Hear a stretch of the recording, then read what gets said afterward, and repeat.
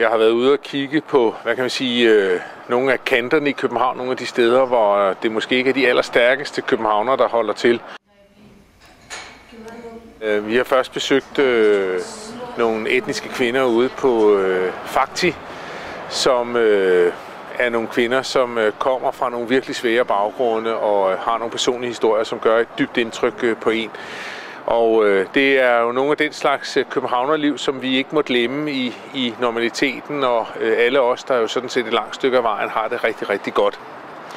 Så har vi været rundt og kigge på henholdsvis Lundtoftegade og de store indsatser, som der bliver lavet derude med helhedsplanen. Vi har været ude og kigge på Liv under buen, som er et fuldstændig fantastisk urban lommeparkprojekt nedenunder Bispeengbuen, som jo ved Gud er et af de mærkeligste steder i København. Altså en kæmpe parkeringsplads, som i øvrigt ikke bliver brugt særlig meget.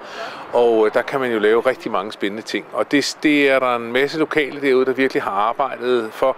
Og det er et projekt, som jeg synes kunne være rigtig sjovt at være med til at realisere.